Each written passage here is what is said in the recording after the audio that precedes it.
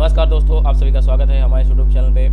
दोस्तों हम लोग साइंस की प्रैक्टिस कर रहे हैं, जो साइंस के क्वेश्चंस जो इम्पोर्टेंट हैं किसी भी एग्जाम में आपके लिए इम्पोर्टेंट क्वेश्चंस हैं। ये किसी भी एग्जाम में अगर साइंस का क्वेश्चन आता है तो आपसे नहीं गलत होने वाला है, अगर आप ध्यान से प्रैक्टिस कर रहे हैं, वीडियो को शुरू से अंत तक देख रहे हैं तो चलिए देखते हैं, शुरुआत करते हैं हम लोग फर्स्ट क्वेश्चन की। देखते हैं क्या है हमारा फर्स्ट क्वेश्चन।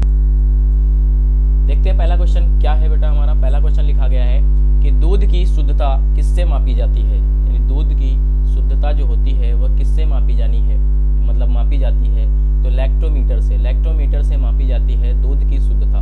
ठीक है, दूध में मतलब कितनी मिलावट है, ठीक है, ये सही है या नहीं है, तो ये लैक्टोमीटर से हम लोग दूध की शुद्धता नापते हैं। ठीक है, क्लियर हुई बात। अगला क्वेश्चन देखते हैं क्या है हमारा अगला क्वेश्चन। अगला क्वेश्चन है ध्वनि के शोरगुल का मापन होता है। यानी ध्वनि का जो शोरगुल होता है वह किससे मापा जाता है। ठीक है, ध्वनि किससे मापी जाती है तो यहाँ पर ध्वनि की शोरगुल मतलब उसमें जो शोरगुल होता है तो उसे मापने के लिए डेसिबल का प्रयोग करते हैं। किसका?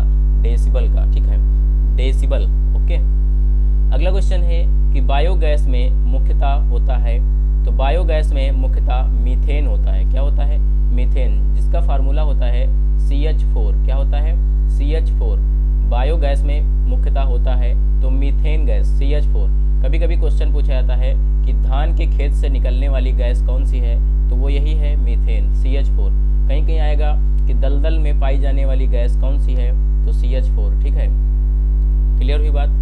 चलिए अगला क्वेश्चन देखते हैं। अगला क्वेश्चन है माइक्रोफोन का आविष्कारक कौन है। ठीक है, माइक्रोफोन का आविष्कार किसने किया है, कुल मिला के आपसे ये पूछा जा रहा है। तो माइक्रोफोन का आविष्कार जो है ग्राहम बेल ने किया है। किसने किया है? Graham Bell. Okay, question clear हुआ। अगला देखते हैं मधुमेह रोग होता है। यानी जो मधुमेह रोग होता है जिसे आप इंग्लिश में शुगर बोलते हैं, शुगर जो डिसीज होती है यह किसके कारण होती है आपको पता होना चाहिए। तो मधुमेह रोग जो होता है इंसुलिन की कमी से होता है। ठीक है, मधुमेह रोग जो होता है इंसुलिन की कमी से होता है। ठीक है, क्लियर हुई बात। अगला क्वेश्चन देखते हैं स्कर्वी रोग किस विटामिन की कमी से होता है। स्कर्वी रोग किस विटामिन की कमी से होता है तो विटामिन सी की कमी से होता है आपका स्कर्वी रोग। स्कर्वी रोग किस विटामिन की कमी से होता है तो विटामिन सी की कमी से होता है स्कर्वी रोग। ओके, क्लियर है। अगला क्वेश्चन देखो। अगला क्वेश्चन पूछा गया है सूर्य ग्रहण कब होता है। यानी सूर्य ग्रहण कब होता है पता होना चाहिए आपको।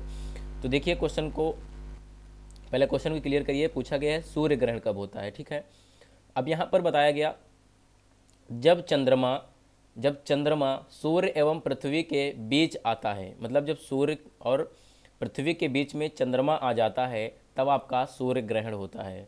ठीक है, सूर्य ग्रहण हमेशा अमावस्या को होता है। कब होता है?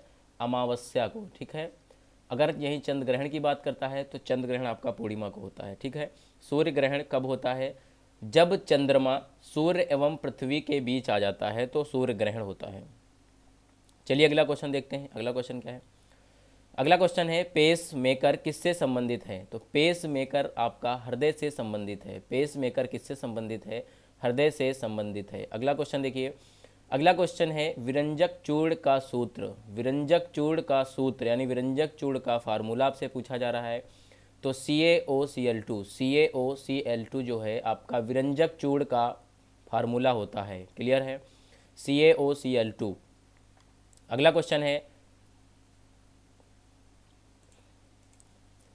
है हीरा और ग्रेफाइट एक जैसे नहीं दिखते हैं। हीरा और ग्रेफाइट एक जैसे नहीं दिखते हैं, क्यों? क्योंकि दोनों के कार्बन परमाणु की संरचना अलग अलग होती है।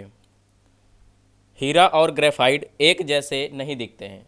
ठीक है, यानी हीरा और ग्रेफाइट जो होते हैं ये एक जैसे क्यों नहीं दिखते हैं तो इनका सही जवाब है कि दोनों के कार्बन परमाणु की संरचना अलग अलग होती है। क्लियर हुई बात। अगला प्रश्न देखते हैं क्या है हमारा। अगला प्रश्न है प्राकृतिक बहुलक है। यानी प्राकृतिक बहुलक क्या होता है? प्राकृतिक बहुलक क्या है? तो प्राकृतिक बहुलक जो है वो रबड़ है। क्या है? रबर। प्राकृतिक बहुलक जो है वो रबर है। ठीक है, क्लियर हुई बात। अगला प्रश्न देखते हैं क्या है हमारा। अगला प्रश्न है कच्चे फलों को कृत्रिम ढंग से पकाने के लिए किसका प्रयोग किया जाता है। कच्चे फलों को कृत्रिम ढंग से पकाने के लिए किसका प्रयोग किया जाता है? तो एसिटिलीन गैस का प्रयोग किया जाता है कच्चे फलों को पकाने के लिए। कच्चे फलों को पकाने के लिए किसका प्रयोग करते हैं? तो एसिटिलीन का प्रयोग किया जाता है। आंसर याद रखें, एसिटिलीन। ठीक है, अगला प्रश्न देखते हैं क्या है हमारा। अगला प्रश्न है, विद्युत चुंबक बनाने के लिए सबसे अधिक उपयुक्त होता है, यानी विद्युत चुंबक जो बनाया जाता है उसमें सबसे ज़्यादा क्या उपयोग किया जाता है? तो मृदु लोहा प्रयोग किया जाता है, मृदु लोहा। ठीक है, विद्युत चुंबक बनाने के लिए मृदु लोहा का प्रयोग किया जाता है। अगला क्वेश्चन है, द्रव्यमान का एसआई मात्रक क्या होता है? तो द्रव्यमान का एसआई मात्रक जो होता है वो किलोग्राम होता है। क्या होता है? किलोग्राम। ठीक है, द्रव्यमान का एसआई मात्रक जो है किलोग्राम होता है। क्लियर है। अगला प्रश्न देखते हैं। अगला प्रश्न है, पौधों और जीवों के स्थान वितरण के अध्ययन का नाम है। ठीक है, यानी जो पौधे और जीवों के स्थान वितरण के अध्ययन का जो नाम होता है उसे बायोजियोग्राफी कहते हैं। बायोजियोग्राफी कहते हैं पौधे और जीवों के स्थान वितरण के अध्ययन को, यानी जो नाम है उसको बोलते हैं बायोजियोग्राफी। अगला क्वेश्चन है, क्षेत्रफल एक राशि है, यानी जो क्षेत्रफल है वह कैसी राशि है? तो आपकी अदिश राशि है। क्षेत्रफल कैसी राशि है? अदिश राशि है। क्षेत्रफल आपका अदिश राशि है। अगला देखेंगे क्वेश्चन क्या है हमारा। अगला क्वेश्चन है, सौर मंडल का सबसे बड़ा ग्रह कौन सा है? सौर मंडल का सबसे बड़ा ग्रह, तो सबसे बड़ा ग्रह जो है वह बृहस्पति है। कौन सा है? बृहस्पति। क्लियर है, सौर मंडल का सबसे बड़ा ग्रह जो है बृहस्पति है। ठीक है, क्लियर हुई बात।